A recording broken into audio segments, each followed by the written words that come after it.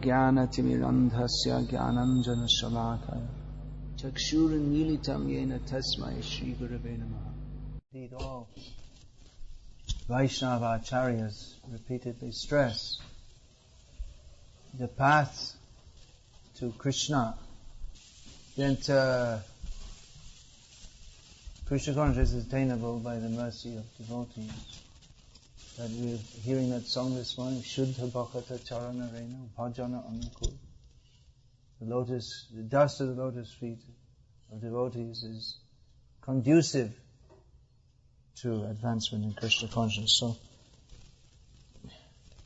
this whole song is dedicated to Bhaktivinoda Thakur's craving the mercy of Vaishnavas. Songs of the Vaishnava Acharyas are characterized by a very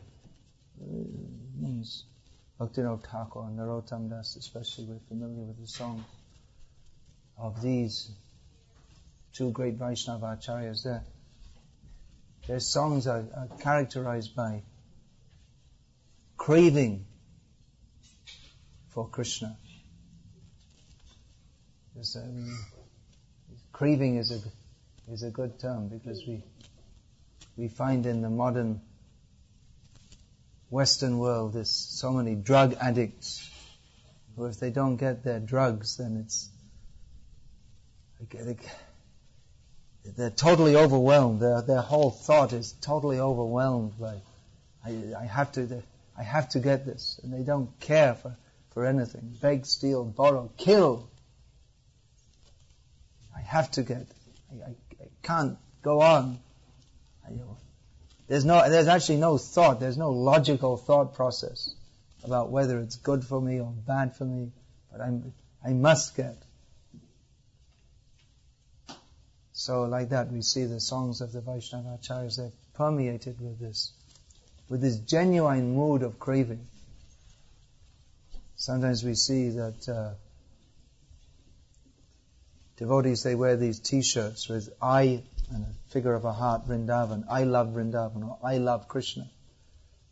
So, of course, the Vaishnava Acharyas, they never said like this. But rather they're craving for the mercy of the Vaishnavas and praying that, Krishna, you please bless me with devotion to you. Not that, a very easy thing, just like put on a t-shirt, I love Krishna. It's as if it's such an easy or cheap thing. But they're begging for the mercy. How? Kinibo lutibo harinama rasa. This Bhaktivinoda Thakur also sings. By purchasing or stealing, I must get the rasa, the taste of the holy name. So he approaches Vaishnava Thakur with great respect to the great acharyas whose only thought is Krishna, how to give Krishna to others. Oh, hey Vaishnava Thakur. And therefore, Dayara Shagara, ocean of mercy. There's so many words. Krishna is no Kripa Sindhu, Karuna Sindhu, Karuna Nidhi. So Vaishnava also, the same thing. Daya Shagara.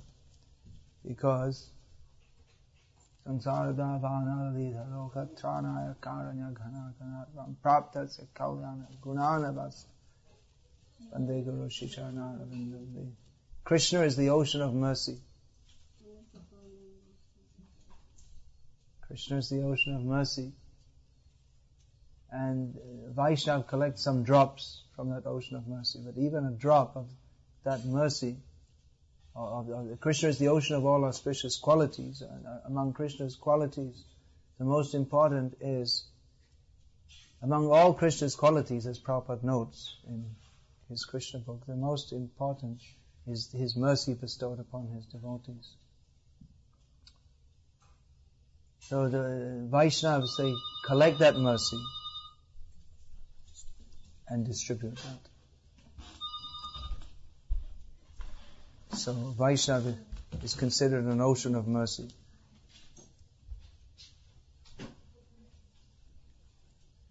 even a drop of that ocean of mercy can drown the whole world.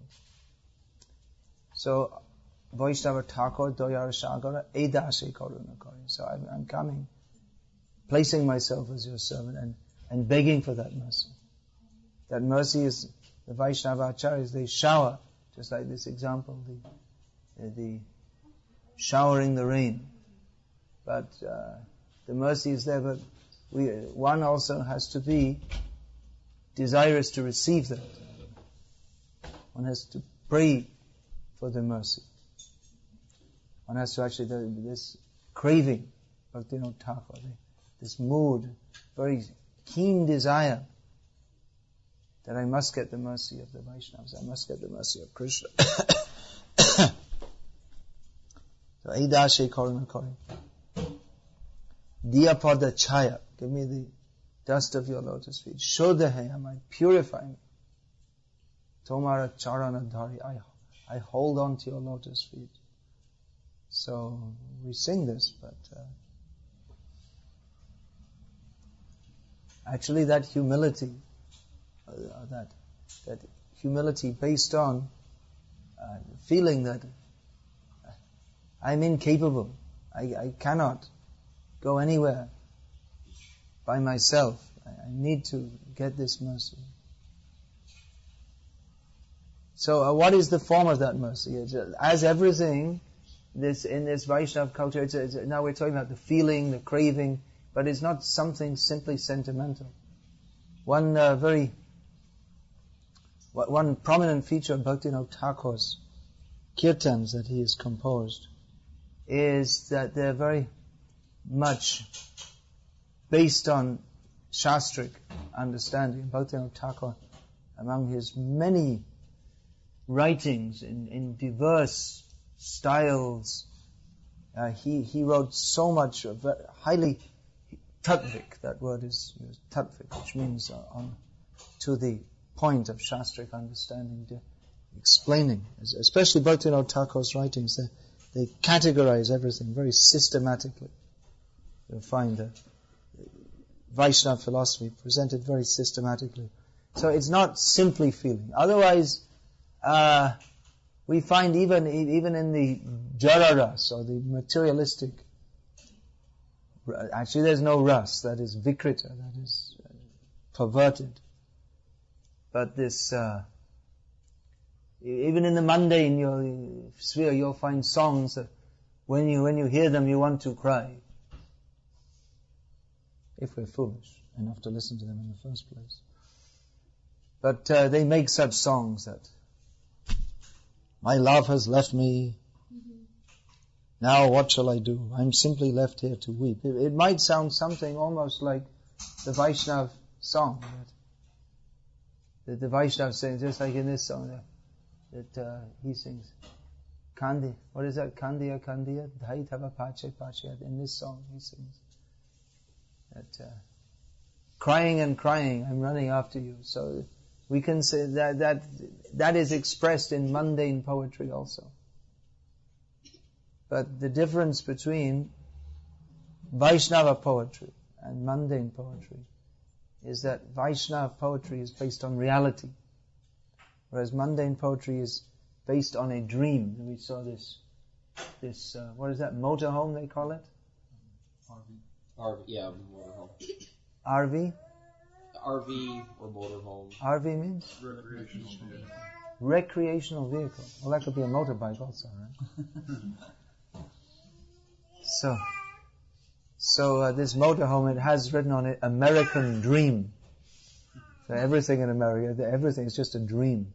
A dream that they will be happy by recreation. So it's just a dream that when I saw her eyes, they were so blue that I lost my heart. Fool. Behind the blue eye is just some horrible black liquid. I know that from biology class. Ugh. Having to cut open pig's eyes. Oh, Krishna. Prabhupada saved us.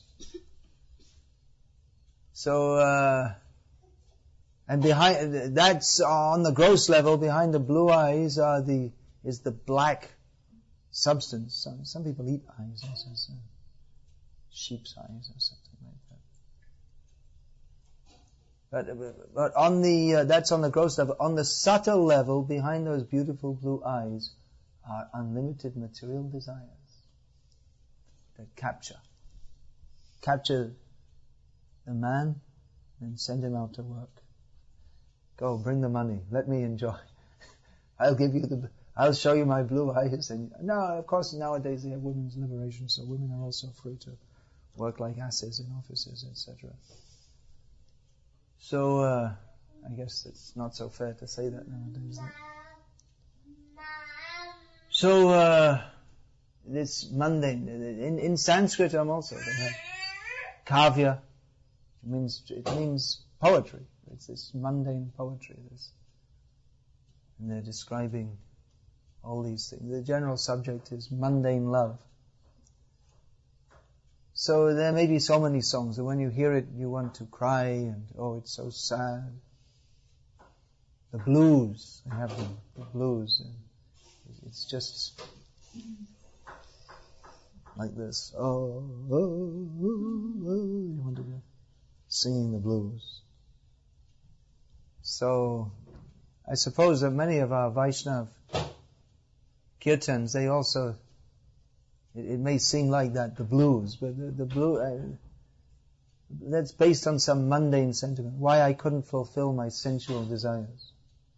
Or I couldn't enjoy, I'm separated from the object of my love, or I'm suffering here miserably, but it's all based on personal sense gratification. Therefore it's useless. Whereas the songs of the Vaishnava Acharyas, they're based on Krishna.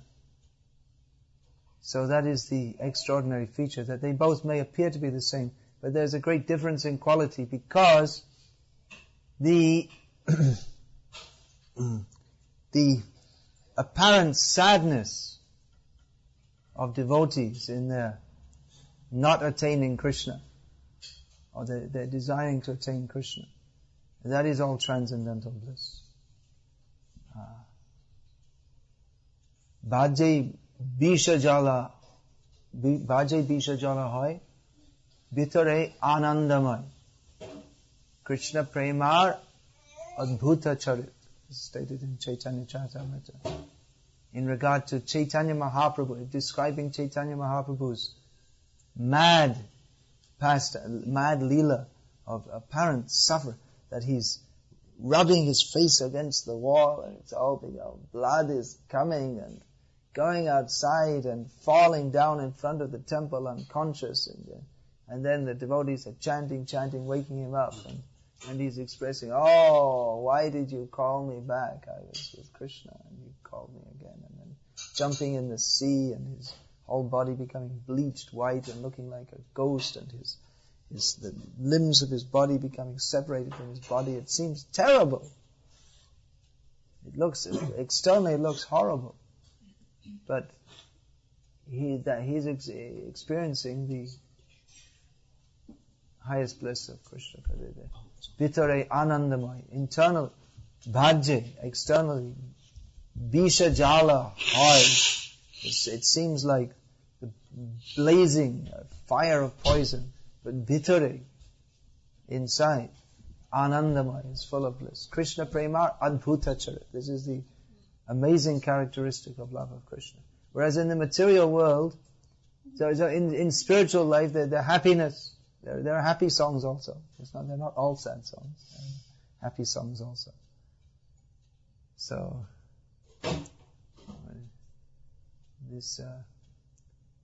the happiness and the sadness is all bliss. And in material life, the happiness and sadness, it's all distress. Actual distress. The apparent happiness is also distress. That Krishna says, Dukhalayam ashashvatam. Everything in this material world is miserable. You may think, well, how is that? We have our recreational vehicle. We drive around in our American dream. And we enjoy, sometimes the sun comes. And, everything. Life is nice. Life is happy. America gets more medals than anyone else at Olympic Games. I must say I'm not following the Olympic Games, but anyway, they always do. So presumably they are. And what else? America is the best country in the world, and we're American. God bless America. So everything's wonderful. I mean, sometimes there's sad things, but basically we're happy in this material. But what is that happiness? Now, the Krishna says that it's full of misery, and he analyzes Janma Mrityu Jara Vyadhi Dukkha Dosha Anudarshanam. One should see this material world is full of distress, birth, death, old age, disease, etc., etc., etc. But people will say, well, okay, but in between we're enjoying ourselves. There is happiness. Right? Where's the distress? But the Vaishnav knows that even the happiest person in this material world is actually miserable. Because even if he considers himself to be happy, it's not in connection with Krishna. So even the best material happiness is actually suffering because it's not actual happiness. The best material happiness cannot come even slightly close to the happiness of Krishna consciousness, of being in relationship with Krishna. One cannot actually be happy if one is not connected with Krishna. So Bhaktivinoda Thakur, he's given this, his songs, they're permeated with this feeling, I must get Krishna. By any means, I must get Krishna. But then, he also we can say scientific, to use a word that people like. Scientific in this, systematic. Systematically presents this spiritual knowledge according to Shastra, which is very much apparent in this song. As he says, Choi Bega Domi, Choi Dosha Shodhi, Choi Guna Deho Dase. So this is based on Rupa Goswami's analysis of different factors in devotional service. What are the 6 urges that bind us in the material world, that prevent us from being Krishna conscious? You know that one? Vacho Vegam? Didn't learn that one. That's a little. You're not doing bad for a 5-year-old. You're just way ahead of me when I was 5 years old. Vacho Vegam. Looking it up in the book. That's cheating. Vacho Vegam, Manasakroda Vegam, Jizva Vegam, Dharapasta Vegam. Etam Vegam Yovishiheti Dira Sarvamapi Mamvit. Pritiving Sashishat. A sober person who could tolerate the urges of the How's it in mind, English actions of actions of anger and the urges of the tongue, belly, and genitals is qualified to make disciples all over the world. So these urges, they are constantly. We should see something that is appealing to our senses. We should hear something that is appealing to our senses. We should speak something that is appealing to our sense gratification. We should taste something, fill up the belly. As Prabhupada pointed out, this Jiva Vegam, Udara Upasta Vegam. In one line, tongue, belly, genitals. So these urges are all connected. So all these, the urging of Maya, enjoy yourself. So these are to be overcome. So Choi Bega Domi, he's saying, these 6 urges. He's praying, Bhaktivinoda Thakur is praying to Vaishnava Thakur, the Vaishnava to control for me, help me control these 6, to suppress. Choi Bega Domi. Choi Dosha Shodhi. Purify me from the 6 faults, which are Atyahara Prayashascha Prajapolniyamagraha Janasangaschavalyamcha Shadbir Bhaktir Ganashyati. Shadbir Bhaktir Pranashyati. Fully destroy. Bhakti is destroyed by any one of these 6 faults. Namely, eating too much or collecting too much. being desirous to collect so many things.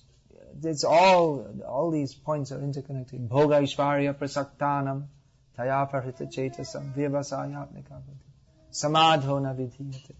If our intention is diverted by the desire to enjoy this material world, or by desirous to be materially opulent, just like Mr. Fisher, he didn't know he was doing getting some agyata sukriti, but he was saying, let me show off my opulence. So Krishna is very kind. There was no way for him to become Krishna conscious, but somehow, with such a materialist, got a chance to do some devotional service even after he died. So, Bhoga Ishvara, if we are attached to being opulent, then there's no question of fixing our mind on Krishna. So, this collecting too much, eating too much, prayas, similar, they're making mundane endeavor, too much endeavor for mundane things which have no actual value to us. That can also be in devotional service. Prabhupada once described that, he gave an example of an endeavor to build a big temple when one is not really in a position to do so. That can also inhibit one's devotional service. That all one's attention may go to struggle to build a big temple, but then there's always going around materialistic people trying to get some money, and not able to concentrate properly on the basic activities of devotional service. And then we become more like contractors, building contractors or something like that. Of course, Prabhupada himself made so much endeavor, and a great endeavor to build that, especially that temple in Bombay. So, what is true for one devotee may not be true for another. We have to also to see what is our level of adhika. This is a very important point to understand. What is our level of eligibility? For instance, someone may say that, well, Bhaktisiddhanta Saraswati Thakur even arranged for, that's now become well known, he arranged for meat to be served when there was, the governor of Bengal was visiting Mayapur. Shocking.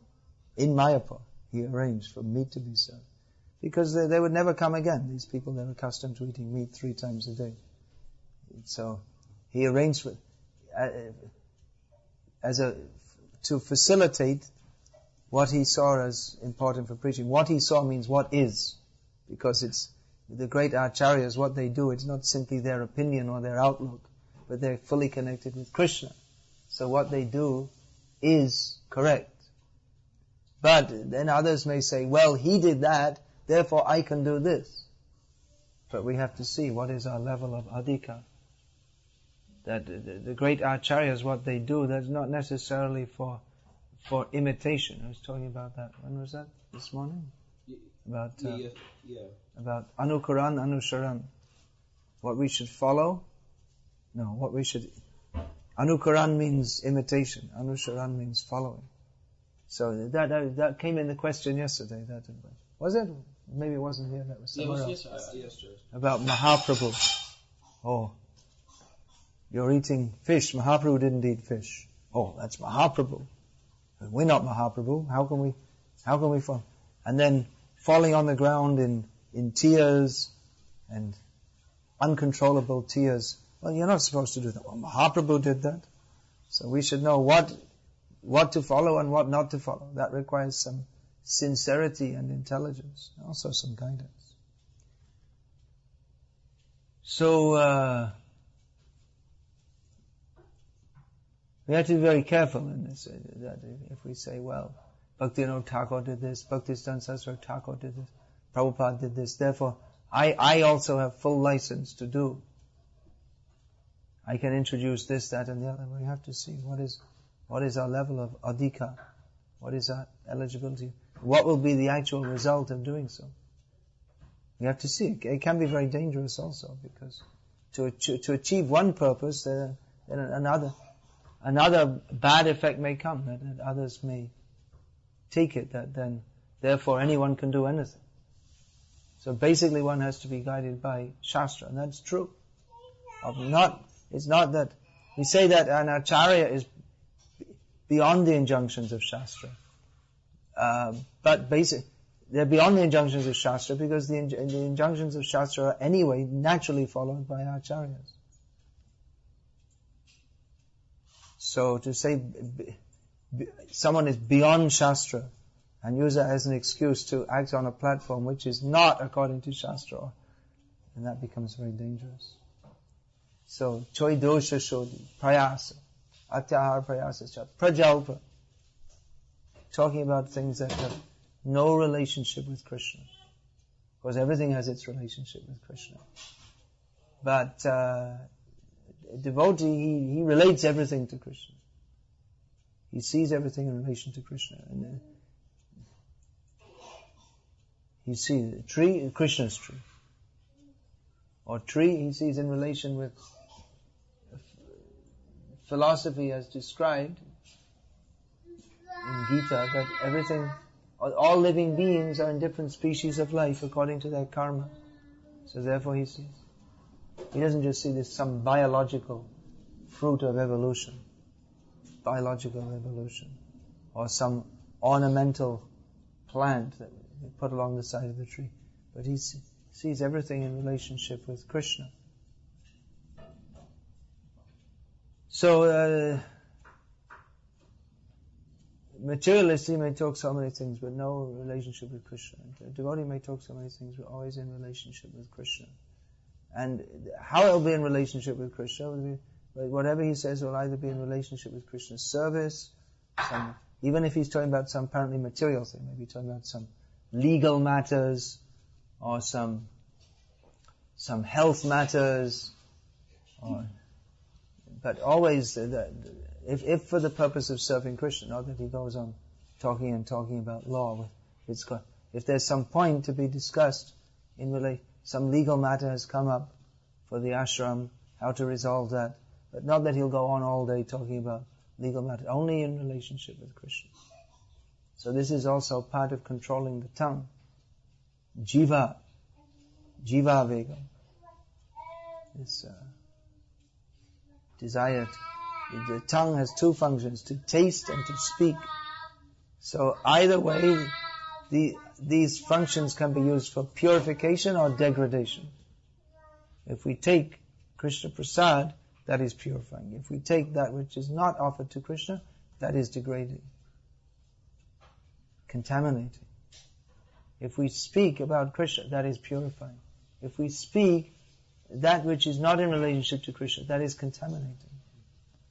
So this tendency to go on talking so many things, not in relationship with Krishna, or to take interest in anything which has got no relation, anything that is not favorable to our advancement in Krishna consciousness, this is suicidal to our spiritual life. I've heard that more oxymorons. That many devotees in America, they like to go to the movies and rock concerts. Devotee? But then but devotee doesn't do that. Devotee does everything for Krishna. So they're very contaminating. One has to be very contaminated even to desire to do such things. And then where is the Krishna consciousness? Such endeavor we have to make to go to Krishna. Just like these rockets they launch into space. How much power is required to get them out of the Earth's gravitational field? Of course, I'm not subscribing to modern scientific theories, but this is how they describe it. So it's like that. If they have these fireworks, they have these little toy fireworks. What do they call it in America? Sparkler. Well, they have like rockets and they go up. Yeah, They go up. Yeah, they're children's play. Well, they also have like an Independence Day or something. Yeah. They have them on the White House lawn or something like that. We have the same thing, bottle rocket and these sparklers. Yeah, right. So these little rocket, it goes, boom, comes down. So if you put that underneath your Apollo spacecraft, it's not going to go anywhere. So it's so much energy is required to get that thing up out of the Earth's gravitational pull. So how much energy is required to get us up out of the pull of Maya and into this sphere of Krishna consciousness? So how much energy, concentration, but then if we deplete our energy by inviting into our heart all the enemies of devotion, Kam, Krodh, Lobh, Moha, Mada, Matsaya, then there's no possibility. Kam, Krodh, Lobh, Moha, Mada, Adi, Abhisha, Eshabna, Chere, Kishe Pabe Radha Krishna, Bhaktivinoda Thakur gives the rhetorical question that lust, greed, anger, illusion, envy, madness, all these things are in our hearts. We're absorbed in all these things. If we don't give them up, then how can we attain Radha Krishna? It's not possible. So how much endeavor is required to go to Krishna? It's not half-hearted effort. This Olympic sports persons, how much endeavor they have even to get selected for the team, to win that gold medal. How much concentration, how much discipline for years together. They have to come under the strict guidance of a coach. You have to eat this, not that. You have to go to sleep by this time, not that time. They accept such discipline, how to live their lives. They're not allowed to go out late at night. What they eat, everything is controlled. They're constantly under test, constantly under training. But only one of them wins the gold and everyone else is a loser. But in Krishna consciousness, everyone's a winner. Everyone who follows the process is a winner. But how much endeavor is required? It's not a hobby, that's for sure. It's not like we take our dog out in the morning for a walk. Krishna consciousness isn't like that. Krishna consciousness means so much. Taking the dog for a walk also, that's not very much recommended in Krishna consciousness. Becoming attached to dogs. Better be attached to Krishna. So prajalpa, even talking nonsense is destructive to spiritual life. What to speak of wholeheartedly engaging in nonsense. Spending money. Working hard to earn money to spend it for nonsense. This is certainly destructive to our spiritual life. So prajalpa, niyama agraha, niyam agraha. Two kinds. Under this one category come two different items that spoil our devotional service, of which the most common and most more serious is niyama agraha, not to accept the rules and regulations of devotional service. If we don't accept the process, then how are we going to become purified? If we don't, it's not just by talking about it. Just like the Olympic athlete, it's not just by talking that, well, I'd like to win the gold medal. And then he sits at home and watches TV all day, becomes fat slob, couch potato. So it's not, you don't win the Olympic Games by watching them on TV. You have to do the training. You have to do that's also some kind of sadhana. So one has to accept the rules and regulations of devotional service. If one doesn't get the result. The rules and regulations, they're given so that we may get a result. The result is sadhakana mayang premna sadha bhavayang premna pradur bhave bhavat krama. That gradually, by following the process of devotional service, one develops up to the level of prem, Krishna prem. So prem, it's a common word nowadays floating around our ISKCON. But simply by talking about it, it doesn't happen. One has to follow the process that is given. One has to follow in all sincerity, praying for the mercy of the Vaishnava Acharyas. So, the rules and regulations are given to help us advance. Now, it may be that niyama agraha, enthusiastic for following the rules, that's good. We should be enthusiastic to follow the rules.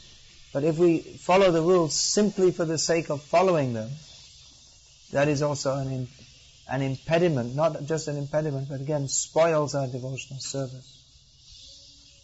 So I don't think there's too much of this problem these days. That's not better to have that problem than the other one of not following altogether. But that also some mentality may arise that we're just like we see in India. It's sometimes we see this, that devotees, they themselves are not from a very high caste background. In India, even today, less so among the so-called educated section, those who are educated in Western education. But the caste consciousness is very strong, still in many parts. So we often find that persons coming to Krishna consciousness, the movement of Chaitanya Mahaprabhu, from lower caste, they start to follow all these rules and regulations and details, and they develop this kind of neo-Brahminical attitude of looking down on others who don't follow all these things, although they themselves are not from Brahminical family. But they tend to look down on others like this and say, well, I'm following the rules and regulations very strictly. So this kind of attitude of following all the rules and regulations.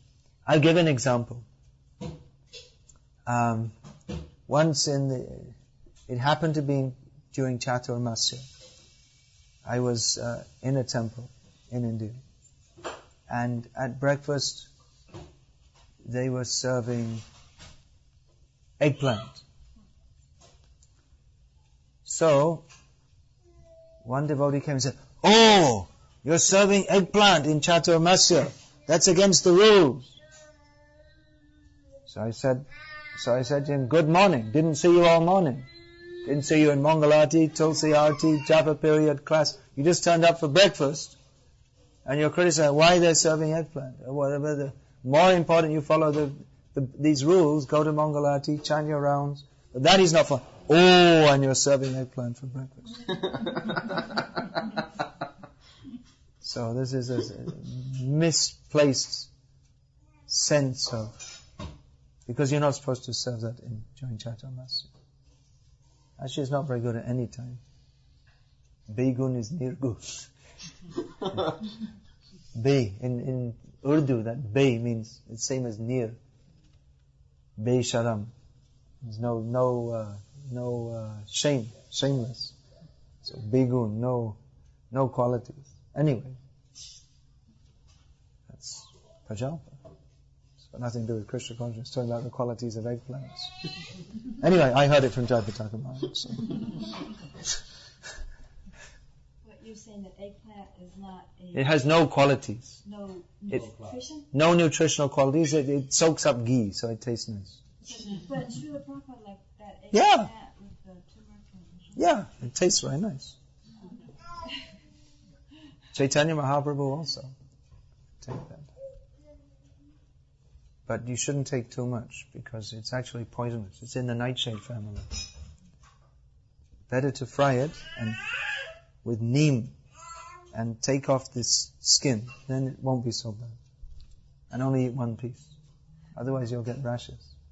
Anyway, let's not talk too much about eggplants. Sorry, it was my fault.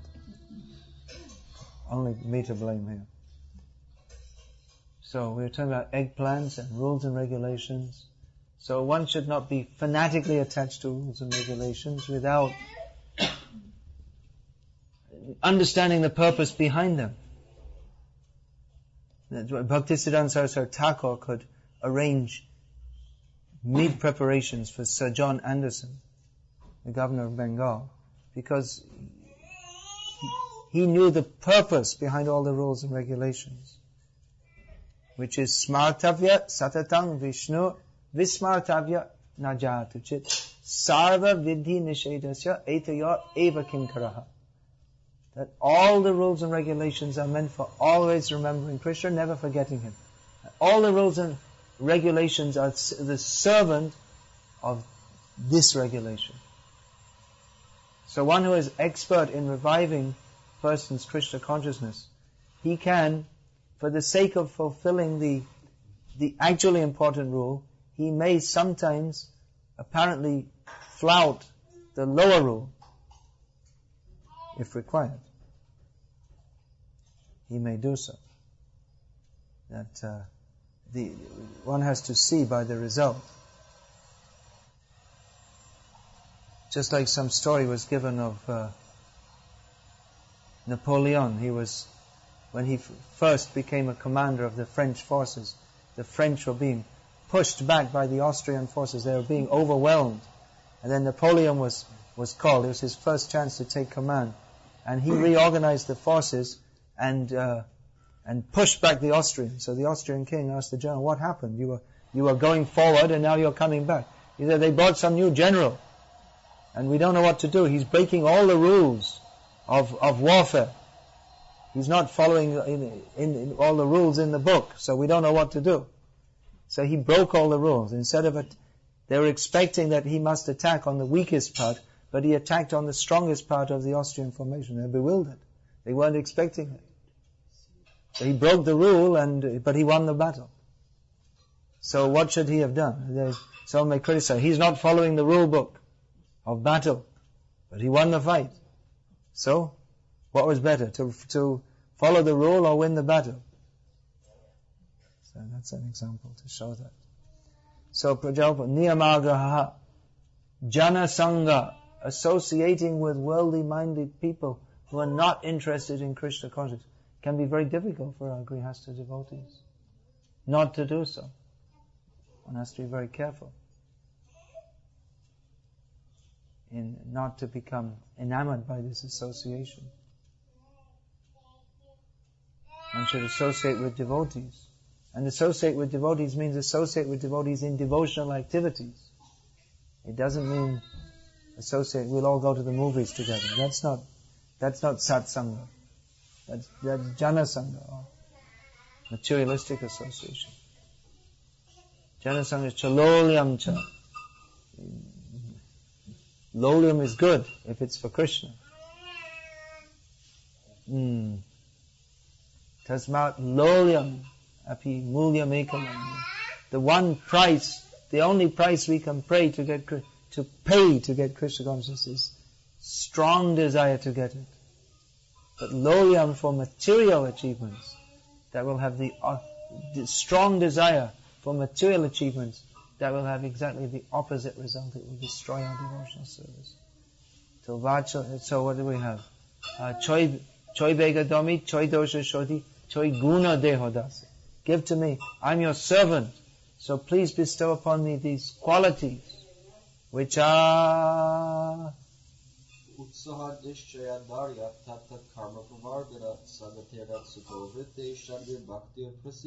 prasiddhyati. These 6 factors, they will bring us to the full success of Krishna consciousness. Utsaha, enthusiasm, always being enthusiastic. Again, how will that enthusiasm come? Well, often devotees are, how can we have this enthusiasm in devotional service? You'd like to come inside and sit comfortably?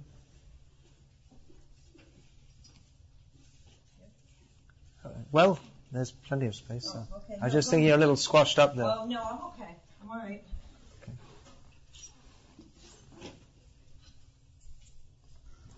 So, utsaha, enthusiasm. In any activity, if we're to be successful, we have to have enthusiasm. One cannot be successful in any activity without enthusiasm. One cannot be a doctor, a lawyer, or even a street sweeper unless there's some enthusiasm to it. It's too cold today, I won't go. Then you're fired. You can't remain there has to be some enthusiasm. So where does the street sweeper get his enthusiasm to sweep the streets? Is he thinking, I don't have street. They do it by some vehicle, right? They're still street sweepers. It's just a little mechanized, that's all. So how does he get the enthusiasm to come out on a cold day to clear all the leaves up and everything? Do they get it because they're thinking that the goal of my life is to make the streets clean? But he needs the money. So there's some motive. Enthusiasm comes from motive. So how do we get motivated? There's this in popular management parlance, this motivation. How can you motivate the workers? Because they're getting the money, but they're not very. How can you get them enthusiastic to work? So how can we remain enthusiastic in Krishna consciousness? Well, the street sweeper becomes motivated by the money. That's all, pretty much all. I don't think you'll find any who go to sleep at night thinking how I really want to make the streets clean. It's only money. But others, they may have some ideal, just like it might be occasionally in medical college, there might be some student who's thinking of benefiting the human race.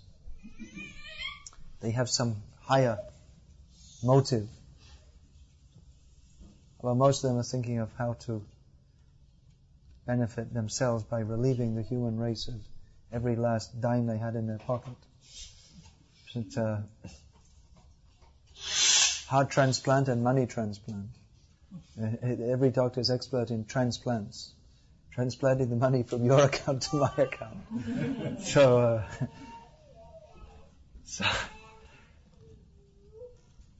there may be people, they have some motivation. The soldiers go to Iraq and they somehow might have some idea that we're doing this for the benefit of America. So they have some motivation. I'm going to give my life. I'm ready to die for America. Although it's difficult to understand how killing people in Iraq can really benefit America, but somehow they have to be motivated like that. So what is our motivation in Krishna consciousness? The motivation is that we want to please Krishna. At different levels, there may be different motivations. In the beginning, the beginning stages of pure devotional service, it may be think that, well, this material world is miserable, I better serve Krishna and get out of here. So that's a beginning. That's not bad. That's encouraged. And Krishna also encourages in Bhagavad Gita by stressing dukkhalayam ashashvatam anityam asukham lokam, that this material world is miserable. Napnuvanti mahatmana samsiddhim paramangataha. Those who are Mahatmas, great personalities, understanding this material world to be miserable, they get out of it and go to me. So that's the beginning. Of course, Chaitanya Mahaprabhu taught pure love for Krishna beyond such a motivation that we'll serve Krishna only for his pleasure. Some motivation. We have to consider in what we're doing, why are we doing what we are doing? Why are we serving Krishna? We may think, well, I can't be happy. Often we stress this, that no one can be happy without serving Krishna, because that is our constitutional position. So people become motivated. Yes, I should serve Krishna, otherwise I'll be miserable, which is true. But on a higher level, we don't think of our own happiness. We think that my happiness or unhappiness doesn't matter, only Krishna's pleasure. That's a very high level.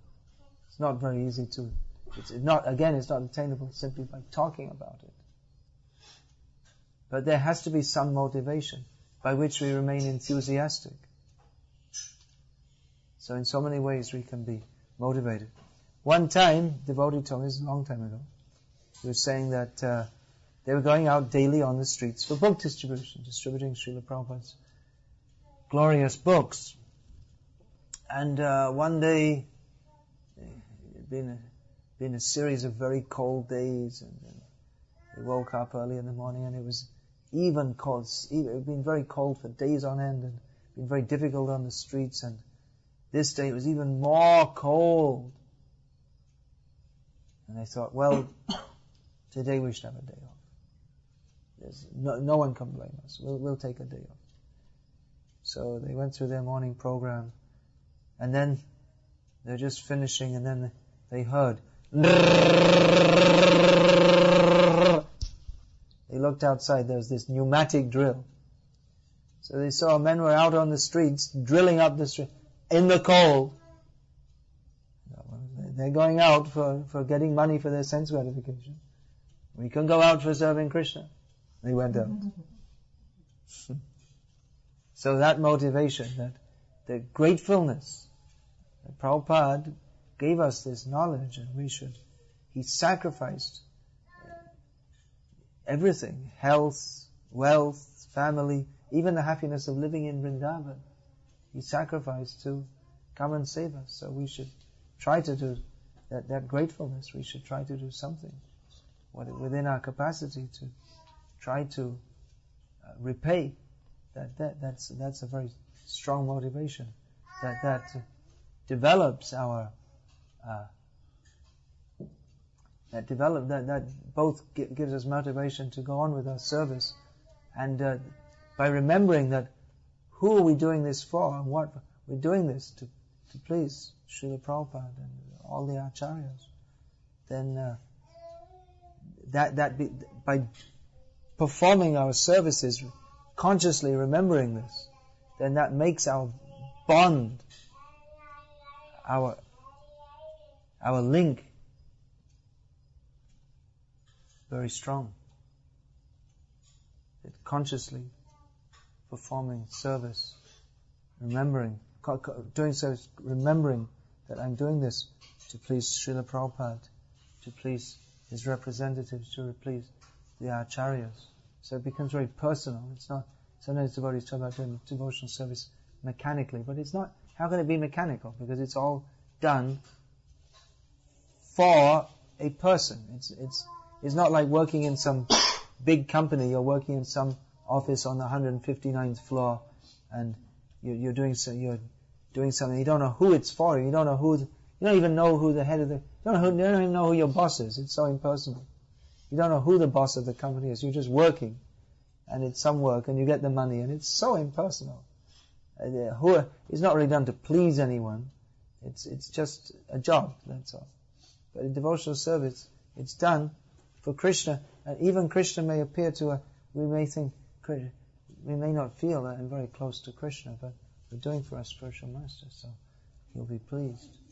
And that's from our level tangible, meaningful. So utsaha, always remaining enthusiastic. But enthusiasm, that has to be accompanied by nischat and dharyam, by determination, because enthusiasm can waver. But the real sign of enthusiasm is not jumping up in 10 feet in the sky and saying, Jai! That's also good, if we're saying Jai for the right thing. But the sustained enthusiasm in devotional service, we go on despite all tests, and definitely tests will come. So many difficulties will come. But that determination, I must go on serving Krishna despite all difficulties. And patience. That if we think that I'm chanting Hare Krishna now for 3 years, 5 years, 10 years, 30 years, I still didn't see Krishna, so forget it. What's the use? Patience. You have to have patience to consider that. If in my attempts at serving Krishna, there's even some slight sincerity somewhere, that surely Krishna will take note of that. And Krishna is not an ingrate. He will reciprocate. That patience based on faith in Krishna's mercy. That I didn't get Krishna. I'm so unfortunate. But let me go on. Let me try to serve Krishna. I may never attain to Krishna, but let me try. Let me go on trying with patience, not becoming upset, angry. Let me go on serving Krishna. So utsaha nischadharya tat karma pravartanat. Again, we should follow all the prescribed. Do what is required of us, probably. Do the needful. Acting according to the acting in devotional service according to the injunctions of Guru, Sadhu, Shastra.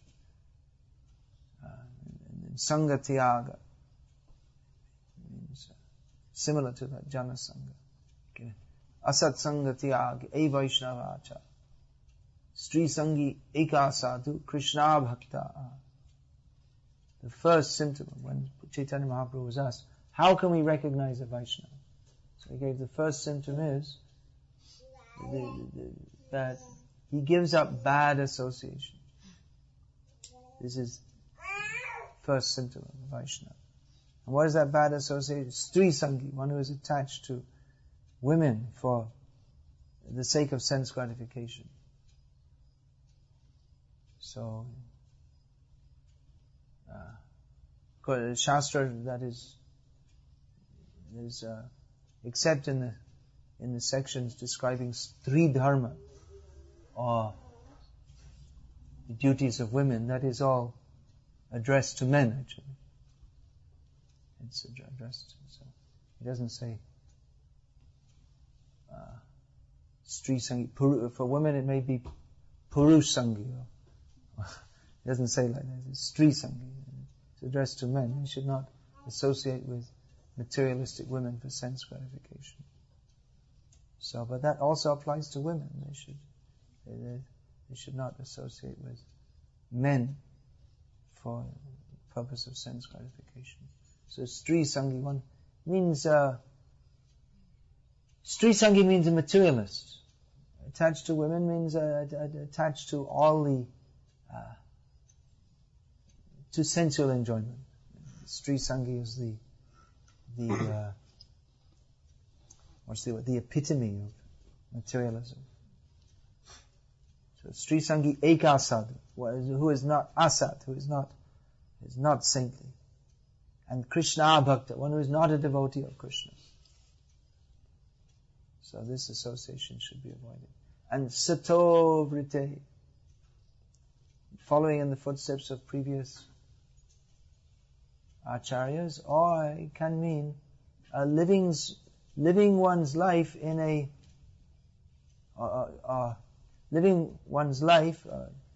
very what shall we say, moral way, or sane way, not indulging in sinful activities. Sato Vrite, Shadbya Bhakti Prasiddhiti. So you can say there's all explanation of this. How I was saying Bhaktivinoda Thakur's his songs, they're full of feeling, but they're based on shastric understanding, systematic shastric understanding. So Choi Begadami, Choi Joshusha, Choi Gonades, Choi Shadchanga, and there are 6 kinds of holy association. Association that benefits, we say, Sangatiyaga, give up materialistic association. Then how to associate? What is that? How to associate with devotees? Again, as I was saying, the association doesn't mean going to the movies together. How do we associate with devotees so that we can all be mutually benefited? Can anyone say apart from yourself? Anyone know? Yes, of course we should. No, that's Bhakti. Rupa Goswami has given 6 specific. Yeah. Anyone know the Sanskritam? Can you say in English then?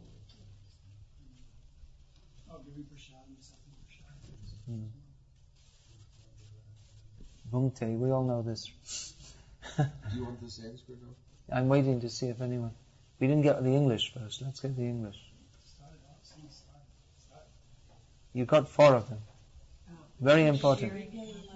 Yes. Hearing devotees and sharing our mind and confidence. Yeah. Then, Sanskritam. Dadati pratigrinati guyamakyati prachati mukte bojayate chaiva shadvidam prati lakshana. Symptoms of love. that giving some gift, accepting a gift when it's offered from devotees,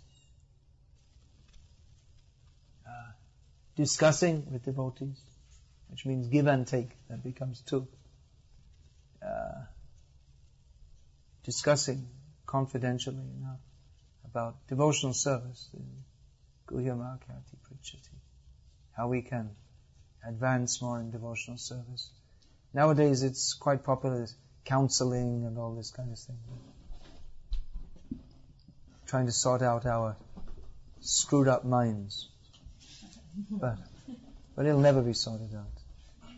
So but we can discuss about Krishna consciousness, how to advance in Krishna consciousness.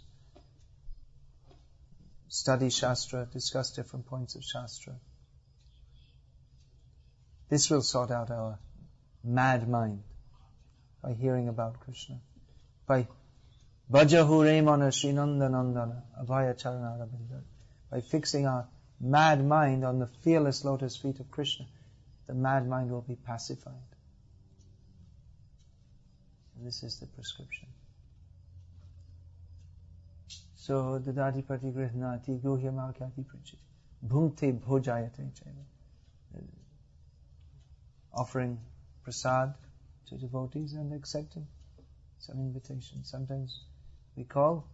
Of course, we call to prasad. That means not just when devotees call for prasad, you please come to our house, honor our house, take prasad, but that means there should be kirtan also. Not only bhojan, but there should be kirtan. So this householder's most important duty, Chaitanya Mahaprabhu said, is to what? Anyone know? Serve the Vaishnavas. So that seva, that often, because how can you serve a Vaishnava? What can you give? So, of course, in the modern age, you can also give some monetary donation, because the Vaishnavas are busy building up movements and printing books and so many things. But traditionally, Vaishnavas, they are a kinchan. They have nothing. So but they need, for their bodily maintenance, some food. They need to take some prasadam. So generally, Vaishnava seva is understood. Invite a Vaishnava, wash his feet, give him a nice seat, sweet words, and prasadam. So, this is Vaishnava culture, Vaishnava seva. Vaishnava seva, parama siddhi, prema latikara mula, bhakata seva parama siddhi. This serving Vaishnavas is itself the highest perfection and the root of the creeper of pure devotional service. So these are symptoms of sharing love. When we're calling Vaishnavas, it's just like friends. Even materialists, among materialists, they may call their friends to eat, but calling Vaishnavas, it shouldn't just be a social function between Vaishnavas. When we call, then there should be some kirtan and discussion of Krishna consciousness like this. Otherwise, if it's only feeding, then it may descend just to the social level. So it's very important when we should call devotees, and there should also be Shravanam Kirtanam, hearing and chanting about Krishna. So Bhaktivinoda Thakur is praying for the mercy from the pure devotees to be free from the 6 material urges, the 6 faults, to be bestowed with the 6 qualities, and to have association with pure devotees in this way. So then he goes on, Ekaki amar nahi paibol harinama sankirtana. That alone, by myself, I don't have any strength to chant Hare Krishna, to preach Krishna consciousness. Bhaktivinoda Thakur is saying, what to speak of us. He himself, he can deliver the whole universe. That song, Devakinandan has, who knows that? What is that? Every Vaishnava, every associate of Chaitanya Mahaprabhu alone can deliver the whole universe. I can't remember. I have to remember that. So, but he's praying, by myself I don't feel any power. Prabhupada, he definitely sent by Krishna to spread Krishna consciousness. But he's praying to his spiritual master and to Krishna, why have you sent me to this horrible place, America? Mostly people come to America and say, how wonderful. But Prabhupada immediately, his first sight of America, he gave the poem, Ugrastan. Horrible place, terrible place, gross. So why have you sent me here? But I think you have some purpose for me, for sending me here. People should hear about Krishna, but who am I?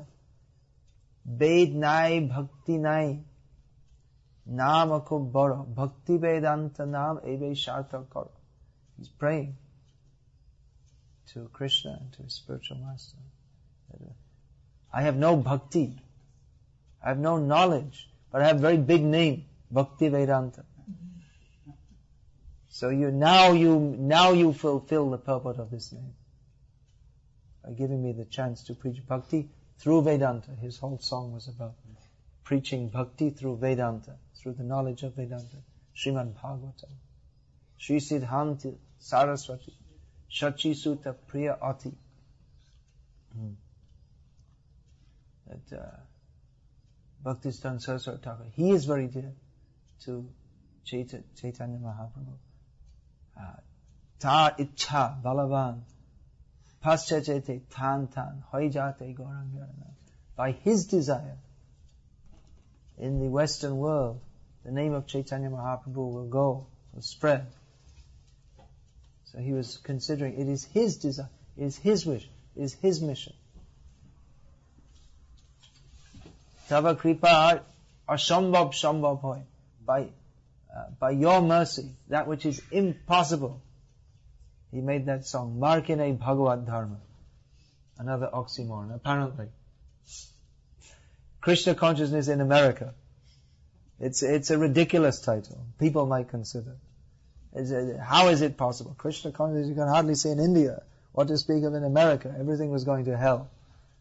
You weren't successful in India preaching Krishna consciousness, and how will you be successful in America? People were saying to Prabhupada, it's impossible. So he accepted, yes, it's impossible. But Tava kripai ashambhav shambhav. By your mercy, the impossible is possible. So he showed that. It was impossible. There's no question of Krishna consciousness in America. No one could imagine such a thing. But Prabhupada had the faith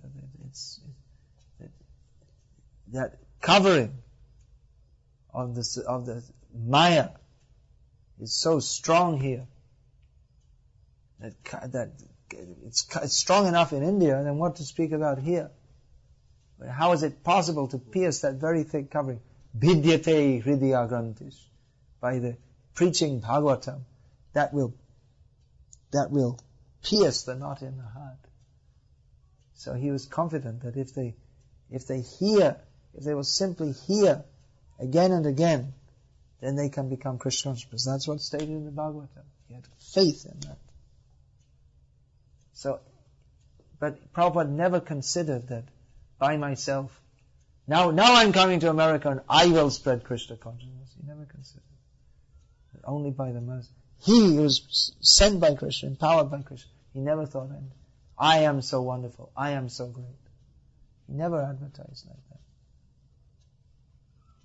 But he thought, he said, my only qualification is that I strictly follow my spiritual master. On this basis. So that's true. If theoretically Prabhupada hadn't followed his spiritual master, he wouldn't have had the mercy to spread Krishna consciousness. Or he might have spread something distorted.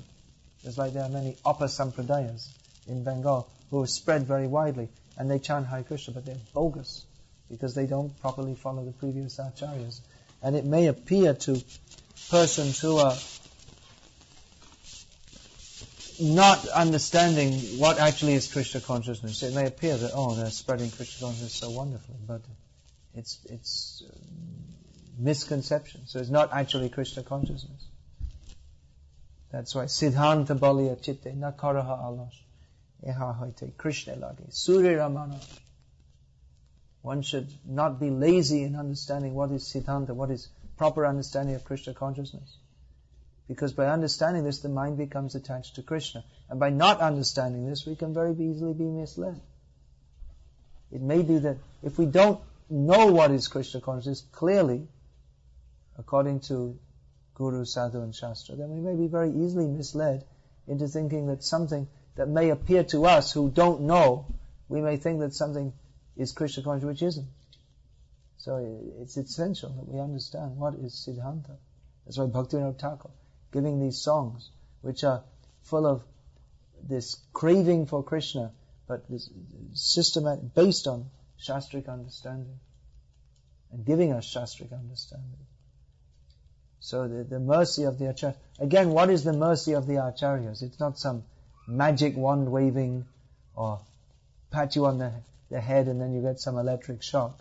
But the mercy of the Acharyas is that they teach by example and precept. They act. What is that?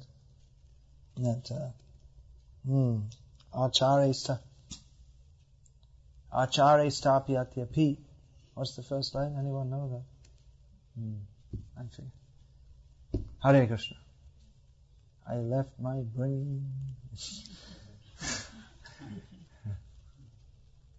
First line I'm forgetting. Acharya stapyatyapi. Swayam acharate yasmat acharyas tena kirtitaha.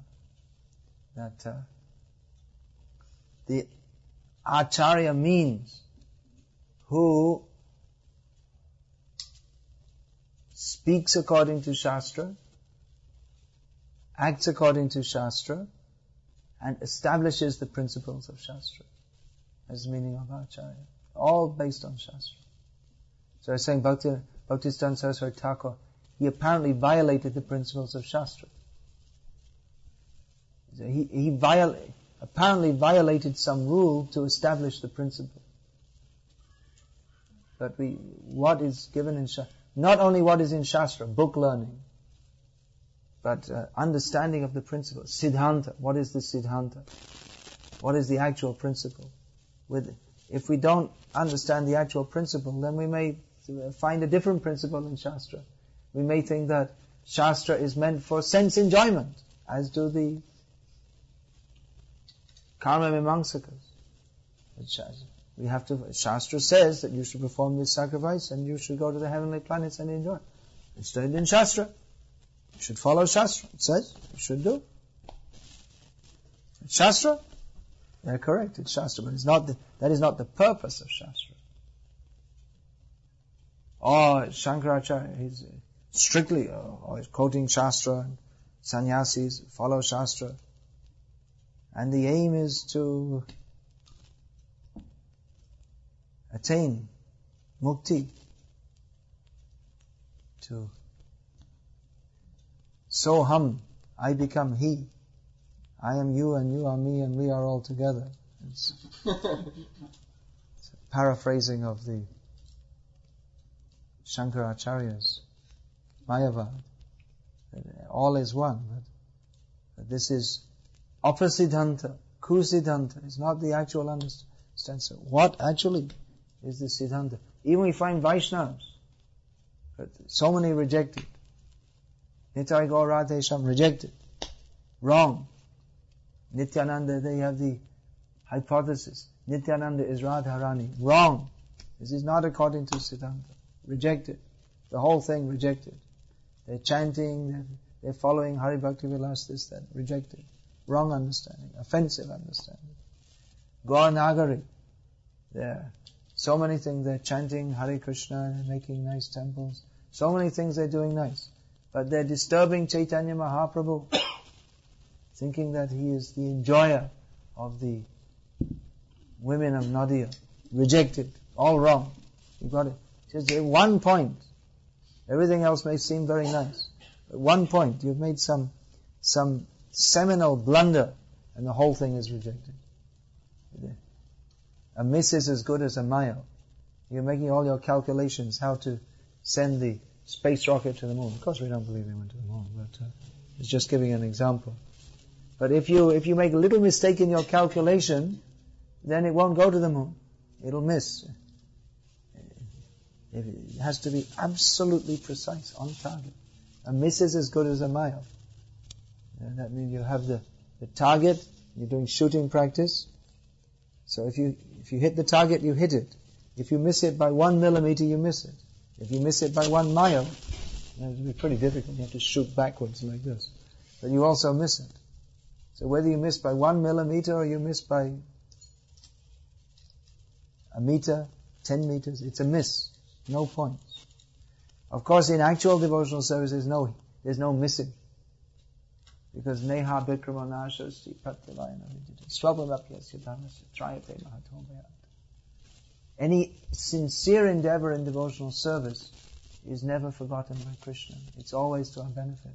But anything that's executed, even with apparent sincerity, if it's on the wrong line, it won't go to Krishna.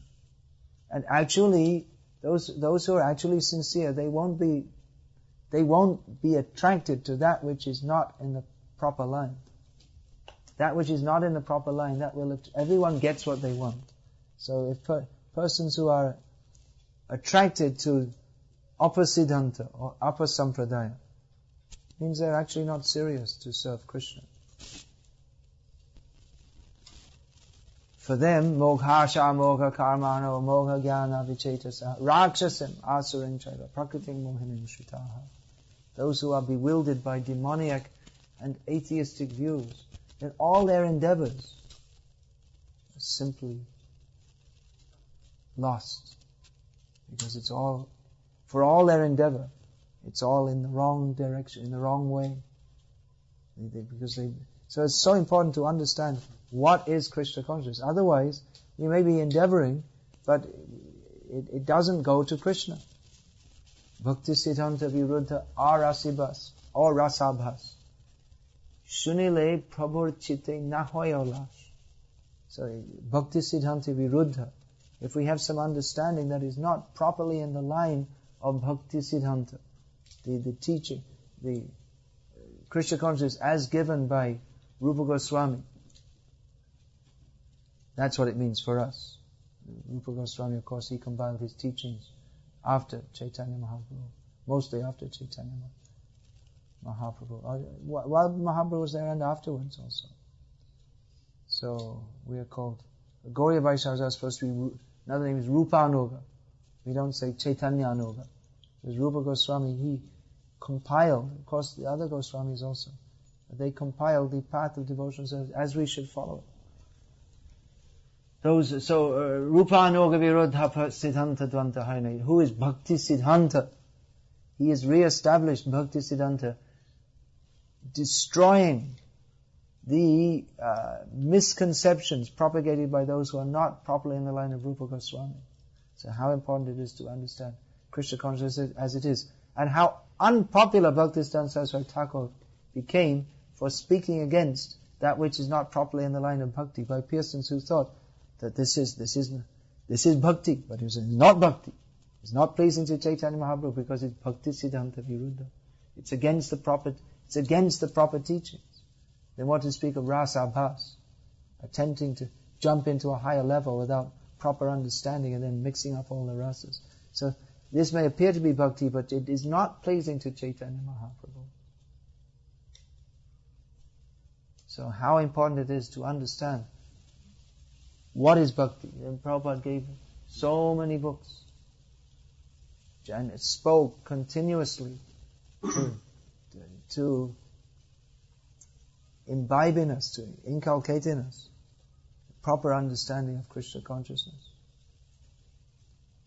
So, ekaki ama nahi paibo harinama sankirtani tumi kripa kari shraddha bindu diya deho Krishna amadhane.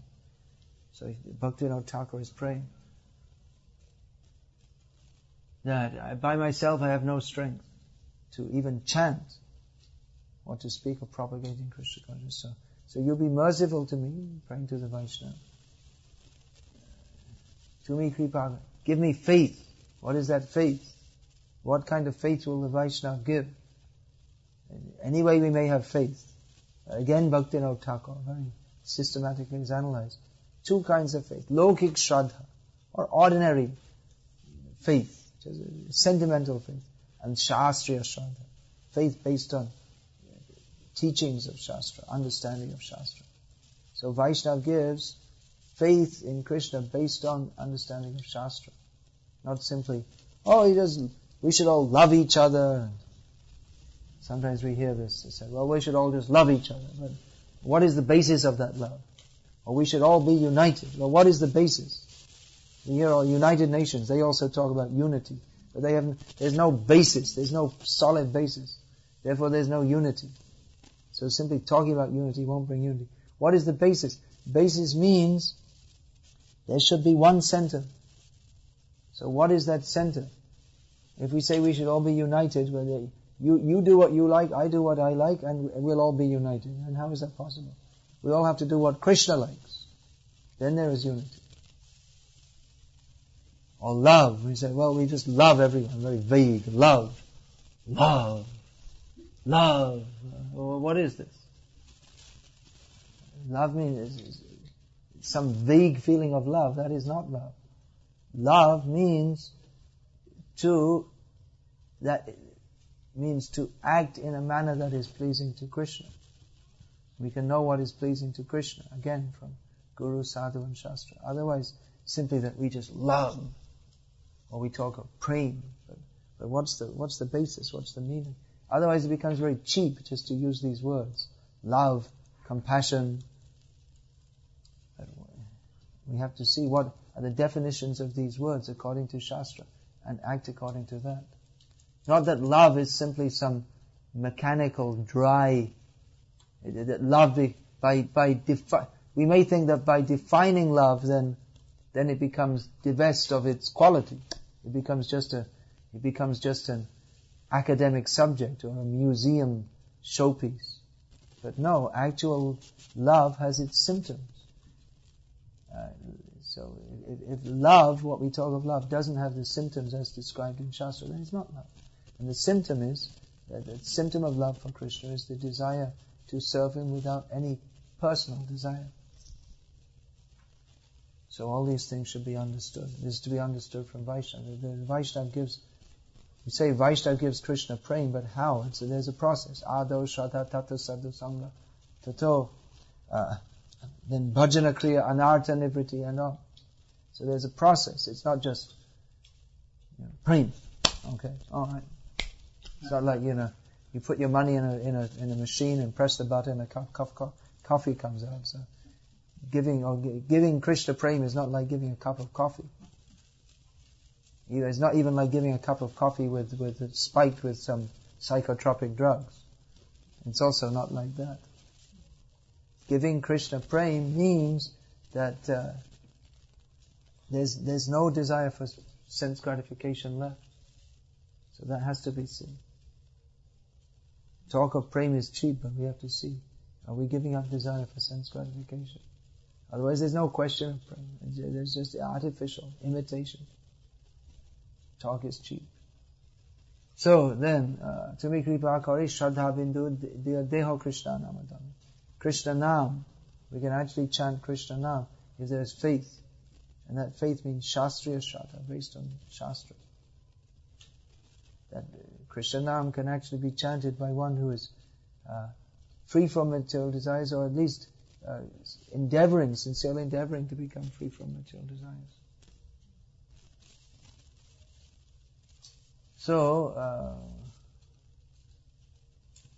what's the next? Deho Krishna Amanda. Krishna Shaitoma. Krishna is yours.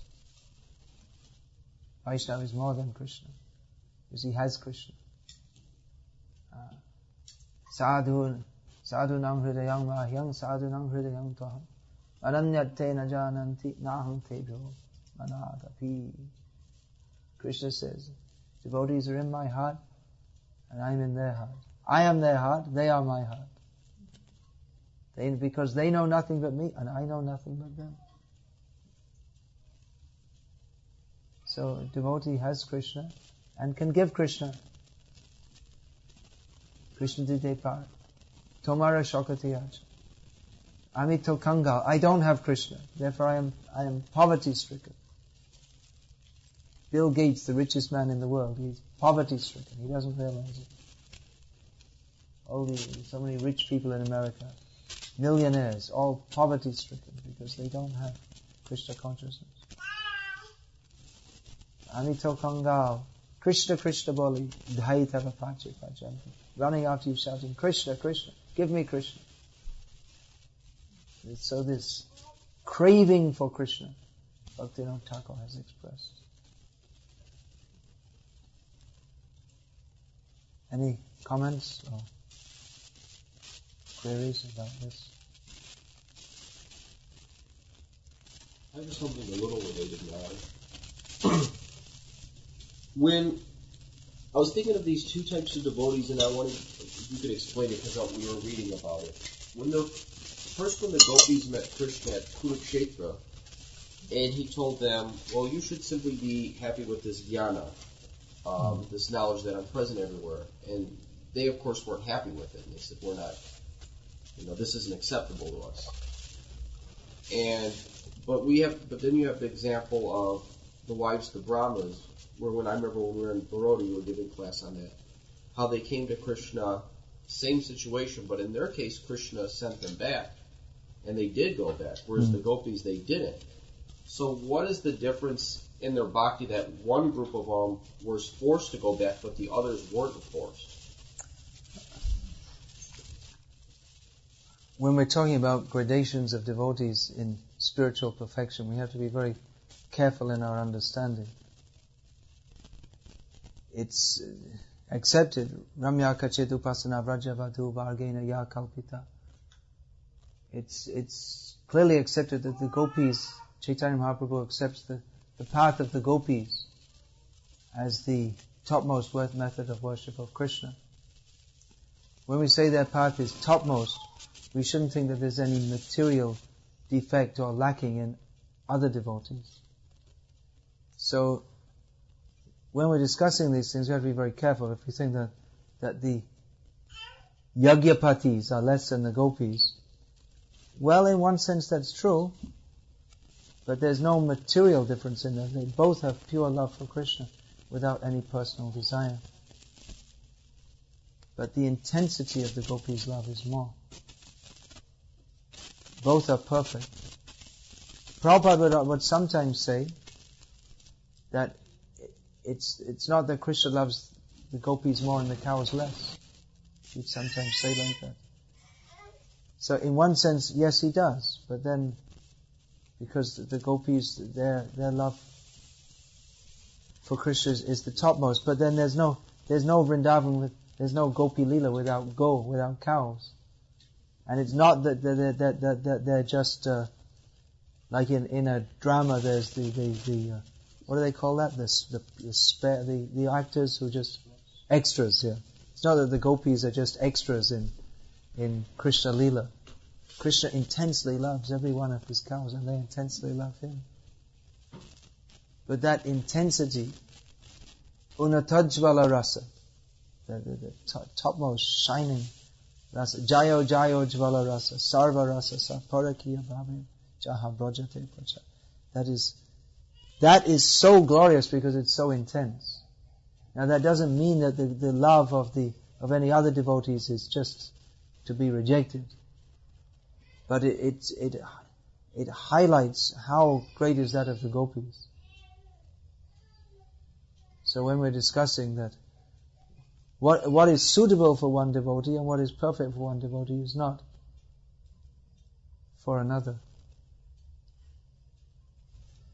So then we could understand, it's just like only certain gopis, for example, are only allowed into the rasa dance, or only certain devotees can do certain services. So no, they're all allowed, but some didn't join this time round. It means, at least among the young gopis, those that were not allowed, they were kept at home, but then they left their bodies, and then next time These are all highly esoteric subjects. But the principle is that because of the intent. Whereas the older gopis on the age of Yashoda, and then they didn't. For them, that's not for them. Their expression of love for Krishna is different altogether. So with like the yogic Brahmins, then Brahmana Patni's wives, it's that their intensity of love. Yagyapatni, yeah. The Yagyapatnis, their intensity of love is not as strong, so that's why the certain pastime they cannot do. The intensity of love isn't so strong, but it's perfect. Yeah. We shouldn't think that they're lacking. It's just in a different way. It's not, yeah. There's no material lacking. It's absolutely perfect. But the perfection has become most intense in the gopis. But we can't say there's anything lacking or wrong in them. That's materialistic measurement. So it's just because the gopis have achieved a certain perfection, it's like for them, like. Even we say achieved, but that is their eternal position also. And Krishna wants that there'll be devotees, that they're different, because He is Akala Rasamrita Sindhu. He is the ocean of all loving relationships. So if there are no cows, how will He love His cows? If there's no Uddhava, how will He love Uddhava? So everything is required there for Krishna's pleasure.